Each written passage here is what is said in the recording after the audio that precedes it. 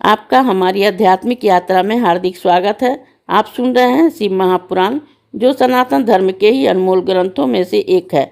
इस श्रृंखला में हम आपके लिए ही इस दिव्य ग्रंथ के प्रत्येक अध्याय का शाश्वत पाठ प्रस्तुत करेंगे। आइए इस ज्ञान और धर्म की ही यात्रा को आरंभ करें। भगवान महादेव की महिमा और उपदेश से ही सजी इस पावन कथा के साथ ही ओम नमः शिवाय। 54वां अध्याय, पतिव्रता के धर्म और वर्णन। ब्रह्मा जी बोले कि इसके अनंतर सप्तऋषियों ने हिमालय से फिर विदा मांगी। हिमालय पार्वती के वियोग से ही व्याकुल हो गए। उन्हें ही मूर्छाती आ गई थी। पश्चात चैतन्य हो तथास्तु कहकर वह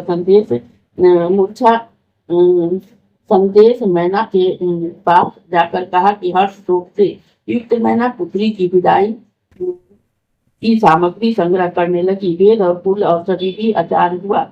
मैना ने पार्वती को अनेकों प्रकार के रत्न सुरत्न भंडों से युक्त किया, 12 आभूषण दिया, सारा श्रृंगार किया।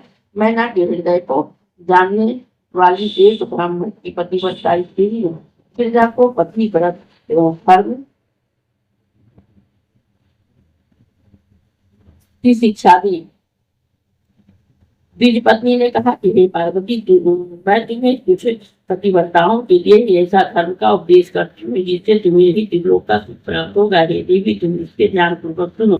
वह पतिव्रता स्त्री धन्य और पूज्य है जो अपने स्वामी को ही परमेश्वर मानकर उनके सदृश ही उसकी सेवा करती है। वहां तो सुख भोगती ही है, अंत में उसे पाताल लोक की भी प्राप्ति होती है। सावित्री, लोपामुद्रा, अरुंधति, सांडिल्य, सतरूपा, अनुसुईया, लक्ष्मी, स्वाहा, सती, संध्या, सुमति, श्रद्धा, मैना और स्वाहा तथा और भी पतिव्रताएं हैं जिन्हें मैं यहाँ विस्तृत रूप से नहीं कह सकती, किंतु पतिव्रत के ही प्रभाव से सभी जगत में ही मान्य और पूज्य है।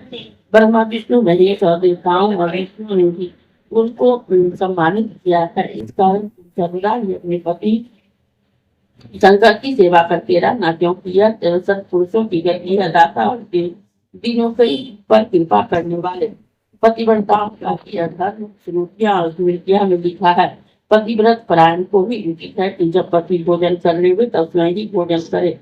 ऐसा करने से स्त्री का सर्वदा आनंद की प्राप्ति होती है। पति के सो जाने पर ही स्वयं सोए और पति से पहले ही जागे और तथा निष्फल भाव से पति को उनकी क्रिया बनी रहे और उनका हित करे। पति बिना अलंकार के पति के सामने न जाए और पति के परदेश रहने पर तो कभी श्रृंगार भी न करे।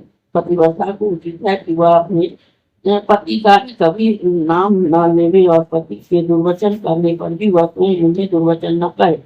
ऐसा कर कभी कृपा मांगे। जब पति बुलावे और सारा कार्य छोड़कर उसके बाद चलिया जावे और जो कार्य पूछ कर ही प्रसन्नता से ही उसकी आज्ञा का पालन करो। द्वार पर देर तक न ठहरे, दूसरे के घर पर न जाए,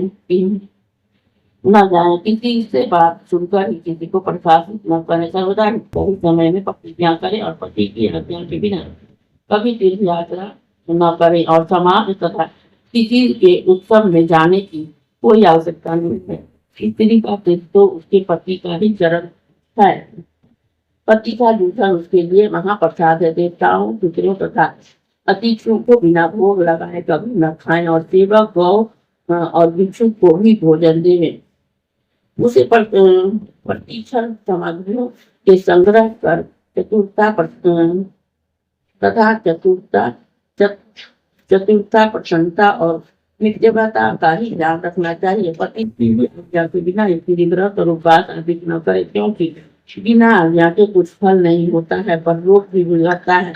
पति कैसा भी नपुंसक, रोगी, मृत्यु और दुखी क्यों न हो, स्त्री उसका उल्लंघन न करे। जब वह स्त्री धर्म से हो तो तब 3 दिन किसी को भी भूख न दिखावे। जब तक स्नान से शुद्ध न हो जावे तब तक उसका कोई शब्द भी न सुनने पावे। पतिव्रता को उचित है कि वह अपने पति को शिव रूप भी जाने। पति से कभी भी कातर बातें न बोले और न पति की निंदा ही करे। गुरुजनों से रहते कभी भी जोर से न बोले और उच्च स्वर से हंसे। अपने पति को कभी न कहे और शौच की कभी ईर्ष्या न करे। ईर्ष्या करने से ही वह दुर्लभ होती है, और जो स्त्री अपने पति की आंखें बचाकर ही अन्य को देखती है तो वह कानी का मुक्ति और कृपा होती है। जैसे जीव बिना तेल के क्षण मात्र से अपवित्र हो जाता है, वैसे ही बिना पति के स्नान करने पर भी स्त्री अपवित्र रहती है।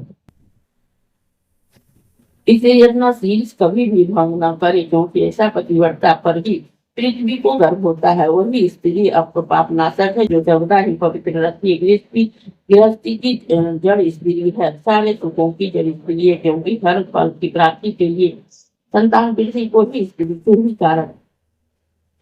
वही सच्चा गृहस्थ है जिसके घर में पतिव्रता स्त्री है। पतिव्रता और गंगा में कोई भेद नहीं है। वे शिव और पार्वती के समान पवित्र। स्त्री के लिए उसका पति ही ओंकार है, वेद और स्त्री है। पति तब है तो स्त्री क्षमा है। यदि पति फल है तो स्त्री सत्य क्रिया है पार्वती। ऐसा ही स्त्री पुरुष धन्यवाद के पात्र है। और प्रकार मैंने तुमसे एक प्रकार का पतिव्रता का ही धर्म संक्षेप में कहा है। अब उनके भेद को सुनो। पतिव्रता उत्तमादि के दौर से 4 प्रकार की होती है, उत्तम, मध्यम और अधम तथा निकृष्ट। जो स्त्री स्वप्न में भी अपने पति से के सिवा दूसरे को नहीं देखती वह उत्तम पतिव्रता, और जो दूसरे को शुद्ध बुद्धि से पिता, भ्राता और पुत्र के समान देखती है वह मध्यम पतिव्रता है। जो अपने धर्म विचार कर व्यविचार नहीं करती और चरित्रवान है वह निकृष्ट पतिव्रता है। और जो अपने कुल के भय से ही विचार से बची रहती है वह अति निकृष्ट पतिव्रता है। हे शिवे, यह चारों प्रकार की पतिव्रताएं पाप को हरण करने वाली और शोक परलोक में मिटते रहने वाली है। हे शिवे, ऐसा जानकर कि स्त्री नित्य पति की सेवा करे। हे शैलपुत्री, ऐसा करने से ही तुम्हारे सभी मनोरथ पूर्ण होंगे। हे देवी, मैं तुमसे भी अधिक क्या कहूँ, क्योंकि तुम तो जगत की माता महेशी हो और साक्षात शिव जी तुम्हारे पति हैं। तुम्हारे तो नाम सुनते ही स्त्रियां पतिव्रता होगी। हे कल्याणी, जगत के आधार के लिए ही मैंने यह उपदेश दिया है। ब्रह्मा जी कहते हैं कि ऐसा कहकर ही पार्वती को प्रणाम कर वह ब्रह्म स्त्री चुप हो गई और शंकर प्रिया पार्वती को बड़ा आनंद प्राप्त हुआ। इस अध्याय के श्रवण हेतु आपका हृदय से धन्यवाद। हम आशा करते हैं कि शिव महापुराण की यह दिव्य कथा आपको आध्यात्मिक शांति और गहन ज्ञान प्रदान कर रही होगी। कृपया अगले अध्याय के लिए हमारे साथ जुड़े रहें और अपने सुझाव एवं भावनाएं कमेंट के माध्यम से अवश्य साझा करें। धर्म, भक्ति और ज्ञान की इस पावन यात्रा में आपका साथ हमारे लिए अत्यंत मूल्यवान है। ओम नमः शिवाय। यदि यह प्रस्तुति आपको पसंद आई हो, लाइक करें, कमेंट करें, सब्सक्राइब जरूर करें, बेल आइकॉन दबाना ना भूलें ताकि अगला अध्याय आपसे छूटे नहीं। और इस पावन ज्ञान को ही शेयर करें अपने परिवार और मित्रों तक।